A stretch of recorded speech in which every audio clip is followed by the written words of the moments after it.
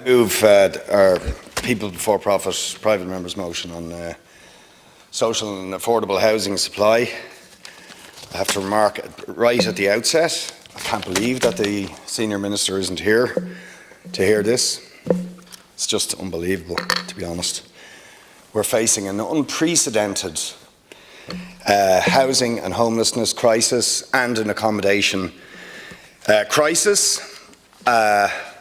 Hundreds of thousands of people have been let down by this government in providing the most basic thing, which is a secure, affordable roof over the head of individuals, of families, of children.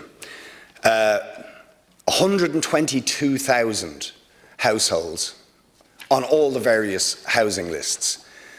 Nearly 11,000 families, including 3,000 children in homeless accommodation.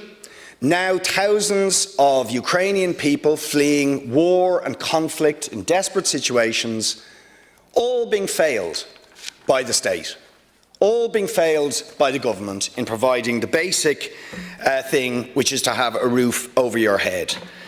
And our motion points out that the answer to this crisis is staring us in the face. We have, according to the census, 160,000 vacant properties in this country.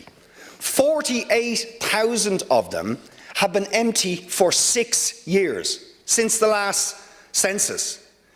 In addition, although we don't do a proper count of derelict properties, it is estimated there are at least 20,000 derelict properties. So the answer to the housing crisis, to the homelessness, misery, and to the desperate situation of Ukrainian people who need and deserve our assistance is staring us in the face, is for the state and the government to take the necessary action to bring the property, the housing, the derelict properties into use to house all those who need a secure, affordable roof over their head. The measure we are proposing, because we don't want to just give out about the situation, we are proposing a number of measures that could begin to address it.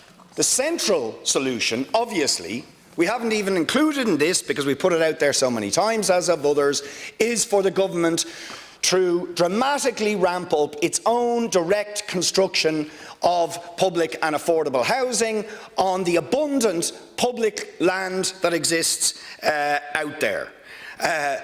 To understand the scale of the government's failure in this regard, if you look at my own area, one of the worst affected by the housing crisis, the Housing for All plan, even if the targets are met in the Dún Laoghaire area, will result in more people being on the housing waiting list when that plan is concluded in 2026 than there are currently.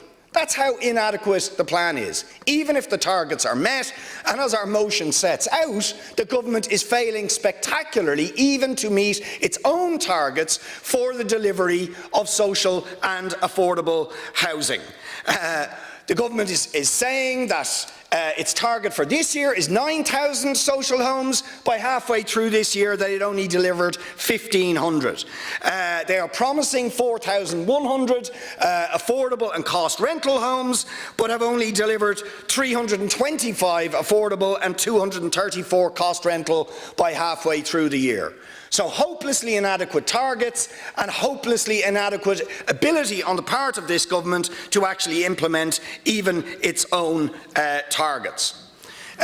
We acknowledge that, although very belatedly and under massive pressure from the opposition and from public outcry, the government finally brings in an eviction ban to do the obvious thing. Is if you want to address an unprecedented homelessness crisis, you prevent further people from being driven into homelessness, which you have allowed to happen at a spectacular level over the last number of years, where in just 1 year the number of people in homeless accommodation go from 8,400 to 10,800 because you allow people to be evicted into homelessness. When you look at the situation in Tahani House, in Dublin 8, you get an idea of the motivations for people being driven into homelessness. A property owner owns 35 properties, estimated €700,000 a year in income, and he's claiming financial hardship as a justification for evicting 35 households. It's absolutely disgusting. And even the eviction ban you brought in still has the loophole that anybody who got a termination date before the introduction of the legislation will still potentially be evicted over the next few months in the midst of winter, something the government better amend in the legislation that's coming before us in the later afternoon. But to go back to immediate solutions, if we have 166,000 empty properties and 48,000 of them have been empty for 6 years, and we have 20,000 derelict properties, the answer, very simply, is for the government to take those properties into their remit, to acquire those properties and to refurbish them, and have the capacity, the construction capacity, in order to refurbish them and make them available for social and affordable housing. But the government refuses to do that. In my own area, again, for 4 years I've been pointing to just one example of that, St Helens Court, where now I think 17 apartments have been empty for 2 to 3 years, and the landlord, a vulture fund, is trying to evict the rest of the tenants and has been doing that for a number of years. And the government still has not taken control of those properties. So we are saying there should be a use it or lose it provision. If a property is vacant for more than 6 months without good reason, the state should acquire that property, if necessary, through compulsory purchase in order to deliver social and affordable housing. Similarly, we have 80,000 planning permissions currently. But in many cases, the developers are sitting on those sites, drip-feeding housing and watching the value of the property go up. In fact, the worse the housing crisis gets, the more money they make from the value of that property. Those planning permissions and those sites should be taken over by the state in order to deliver social and affordable housing, and develop a state construction company so we are not dependent on private developers to do it, but we do it directly ourselves. Paul Murphy.